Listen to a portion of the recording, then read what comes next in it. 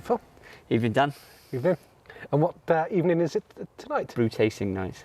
We've done a different brew, a totally different brew this time. Totally different brew. A brew from Belgium, the farmers. Yeah, with a totally different yeast as well, the Cross My Loof yeast. This time we've taken a Cross My Loof yeast, but not the ale yeast. We're using the Saison yeast. Saison yeast. And what's the good thing about the Saison yeast at this time of year, Phil? It can ferment at a higher temperature. Yes. So we're all good to go on a higher temperature.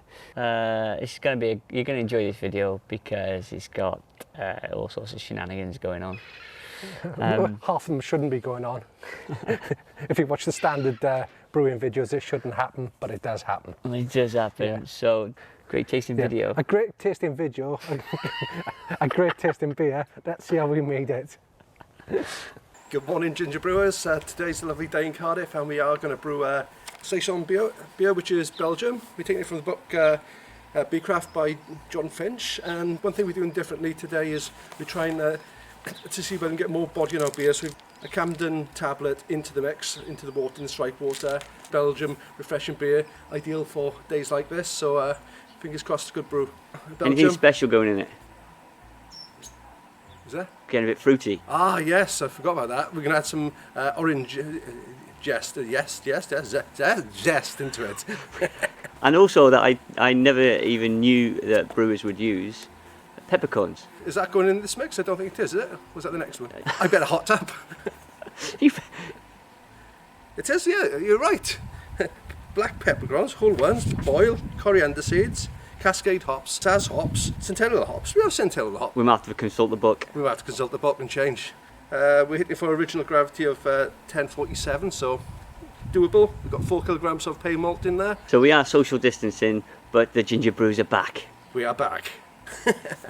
What are the malts? So we got some pale malt, and I think that's just shy of 3.5 kilograms. And we've also got some Pilsner malt, about 500 grams in total. Grain bill is 4 kilograms. Let's go. Yeah, let's go for it.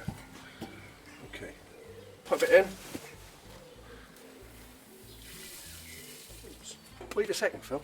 What happened? We have a bit of polystyrene floating on top from the box.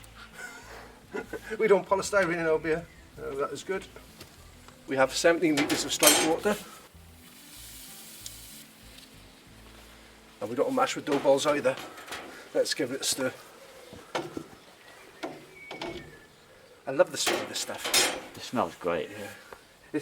It's nearly as good as the beer at the end of the day. Show them the orange that we thought we could use today, Dan.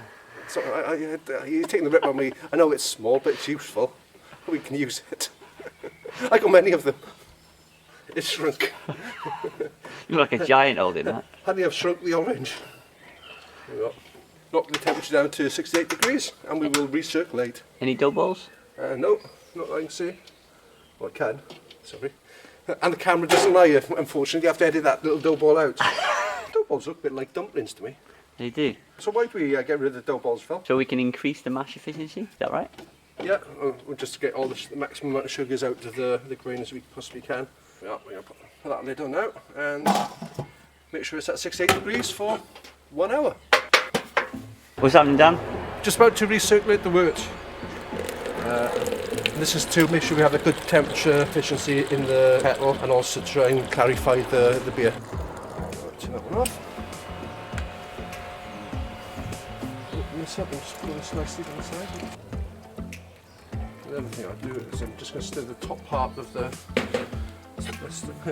Gently put it in and I'm stirring it. Probably people are wondering why I'm just stirring the top half and not trying to disturb the bottom of the grain bed. Just to make sure that temperature and they're consistent in the mash. Hopefully this increases their efficiency. What's happening, Dan? Just doing one final recirculation of the beer, then we're just going to mash out at 75 degrees C for 10 minutes on the home straight of mashing. What's the smell like? Oh, it's lovely, gorgeous, malty, and as you expect, the colour is quite pale just because it contains mainly pale malts. Mash out 75 degrees, set 15 minutes. 4 minutes to get there, be there in a couple of minutes. Job done. Okay, brewers, now we've made a bit of a mistake with the hops. So for the centennial hops, we're going to use Tetnac. So for the Lovely. What hops are we using, Phil? For the Centennial hops, we need 20 grams. We haven't got 'em. So we're going to sub them for 10 grams of Tet9, 10 grams of East Kent. They're similar. We've got the Sars 40 grams, and we've got the Cascade of 50. All available in the link below. Hey Dan, just tell us what's happening. The mash out's just occurred, so what we're going to do now is try to lift out the grains and actually put this ring underneath. Raising of the grains. Raising of the grains and the downing of the Dan. Hopefully not. I think it's down. Fingers crossed. Okay. Bloody hell.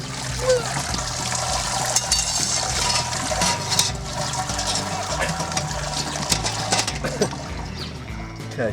What we're also going to do is we're going to sparge at the same time as it drains. Try and get the water at the right temperature. We're using boiled kettle. We've got 1/3 cold water, 2/3 hot water. So hopefully that'll give us about the correct temperatures to sparge it. We run it through a colander to actually not disturb the grain bed too much. We're aiming at about 23 litres to make 19 litres beer at the end, because we get about 2-3 litres lost with the boil. Okay Dan, quickly, what happened? We screwed up. I was cleaning stuff floor and I was there with the mop. You saw that the kettle was boiling over. We had a boil over. We did have a boil over. The problem is we had a boil over 2 times in a row. I think it's the effect of the non-alcoholic beer, Phil. It's having an effect on it. Put this back on now for an hour. This is about brew number 12, is it Dan, do you reckon? At least. We have experienced 2 boil overs. Yeah, we never had it before. Keep your eye on your beer, brewers. Especially to start with. Get complacent with these machines. So are we doing a hop edition? Yeah, I'm just going to wait for it to boil again. And it is boiling. I'm going to add the first hop addition. Oh, are you not going to put it in a sock? Well, that's it. You can save your sock for another day. Yeah, I'll put it there. I'll put the sock. Added the first hop addition.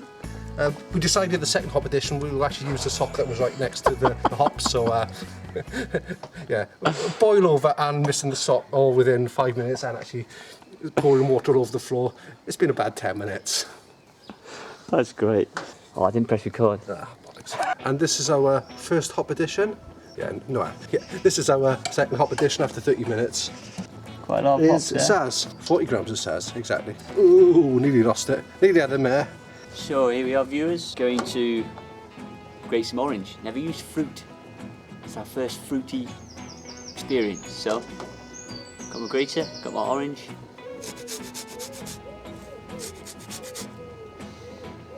Oh, it's beautiful.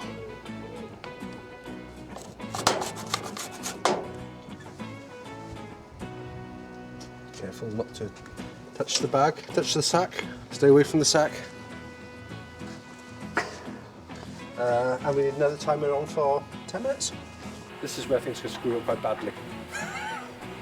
Okay, Dan, final hop edition, 5 minutes to go. Yeah, and it's more than a hop addition, Phil. Do you want to explain why it's more than a hop addition? So we've got hops, peppercorns, coriander seeds, and some fruit. Zest! Zest. The zest of life. Zest of an orange from Mario's in Cardiff. Birds, Whitchurch. You're struggling there. Yeah, I'll break my nails. What's going in first, Dan? So you put in the hops to start with. Cascade. So this 50 is, grams. So this is doing a lot of aroma in. 50 grams of Cascade. Oh, filling up Dan's sack there. Oh shit. We better get out, it's plastic. Shit. Oh, Dan! No, we don't want to do that to me. Hang on. Okay. Okay, good.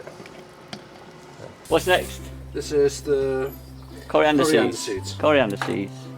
Next one, peppercorn seeds. 2 grams of peppercorn. That's a lot of bleeping on this one, Dan. You will. I wish I was having a pint now. Wow. Pull your sack out, Dan. Let's have a look outside of that. Nothing to see there, guys, nothing to see. Okay, Dan, so what are we going to try now then? Okay, so we're going to try and cool down the wort as quickly as we can. One technique I saw on the internet was actually to stir the wort the opposite direction to the water in the cooling coil, and hopefully that will work 10-15 minutes, so we're going to give it a go. You've got to stir for 10 or 15 minutes. Not for 5 minutes anyway. Test the water temperature, Phil. It's like really hot. Yeah. Says that sack. Just looking at the kettle now, we've cooled things down to about 34 degrees. It looks like we're probably down to about 17, 18 litres. So what we're going to do is take a quick hydrometer sample and actually put stuff into the fermenter. Start the tap.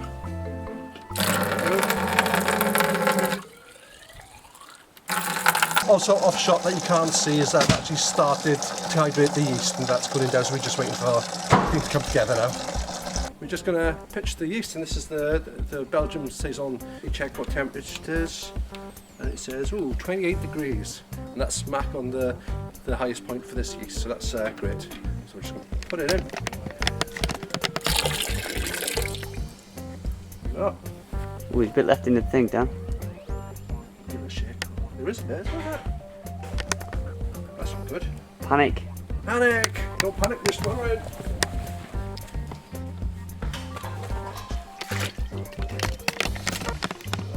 So many nasties getting in there. We didn't sanitise it. Top on. Let this baby rock and roll. One other thing, Dan, us ginger brewers, we better get out the sun. We better get out the sun, yeah. Otherwise we'll look like that orange. Okay, so this is Saison wort. What is the original gravity? I'll put a picture on the screen now. We did really well with this one. We were after 1047 and I think we got 1046, 1047 pretty much for that one. What does it taste like, Dan? That is, yeah. Oh. Sugary. It's really sugary compared to some levels we tasted. You can taste the orange. There's a hint of orange there. I'll taste the pepper. I'm not for necking that, to be honest with you. There's it's a bit cloudy, Dan. Why is it cloudy? It's a blue sky to me. Yeah. Cheers. Cheers, guys. Cheers, Phil. Cheers, Dan. All right, should we crack it open? Let's try it. Go and pop. Oh. Whey! Oh, mine was a lower Cheers, tone Phil. than you. Cheers, Dan. They were cracking pops. They were. Yeah, so I gave these away to Annette and Mark to share the love. Let me tell you what. Or shall I taste it and then you read afterwards to see whether we agree or disagree? Oh, go on then. Shall All we? right. Nice Look at that. looking beer, isn't it? That's a lovely looking beer. Yeah. Look at that. Lovely carbonation. That you can see the fizzes. Not Yeah. much head retention, just a little bit, which is good for me. Oh, that head is lively. So first of all, the smell. Oh, the smell has got a really unusual bouquet. It's floral, isn't it? Floral. Can you smell orange? Citrus. Oh, that's a lovely beer. There's some smokiness on the tongue when you taste that. You taste the smokiness? Bit of spicy on the tongue. That'll be the peppercorns and certainly you can feel there's loads of stuff going on. It's like a party in the mouth. complexity, fizz. That's one. Depth of flavour. That's one of the nicest ones we've done. Hey Dan, we're getting good at this. Do you want to know what they said? They said it tastes very, very smoky, complex of flavour, and Orange at the start. yeah. We had a little thing saying cheers and a picture of them drinking it. And that beer is blinking lovely. We definitely purchase from you pair of ginger brewers. That was from Annette and Mark. Good job we give it away for tax reasons, and we're not an entity just to clarify things ever. Yeah, and we got nothing back in return either. Yeah. Apart from that lovely comment. Apart from the comment, can't tax that tax man, can you? Yeah. Oh, Easy drinking. the count, for you the count, you want to mark out of 10? Mark it a 10, and I'm going to give it a high 8.5. Yeah, I'd give it 8.5. There's always room to improve with whatever you do, because you never reach that thing, but We don't manage that head retention. I was Yeah. talking to a mate of mine a couple of weeks ago. But should this have head retention? Well, that's what he said. He said, Yeah. who cares about head retention? Yeah. And I went- not all beers have, if it was like a bitter or some sort of stout, you expect it to be a bit creamier and a bit of head to it. Yeah. Lager, if it's gassy and things like that, and you probably have a bit more of a head to it. But this, no, I think this is nice. So the book we used to brew the Saison is from Jon Finch, Yeah. Beercraft. Yeah. It's an easy book for beginners to get into. It's nice recipes, nice pictures. Absolutely lovely. Should we put a link down below? Put a link, what? Down there somewhere. Down there somewhere. Link down below. Cheers, guys. Cheers. Anyone out there thinking of doing a Saison, but do this one. Do this one from the book. It's lovely. Yeah. An orange. What, an orange? A ginger orange? A ginger orange.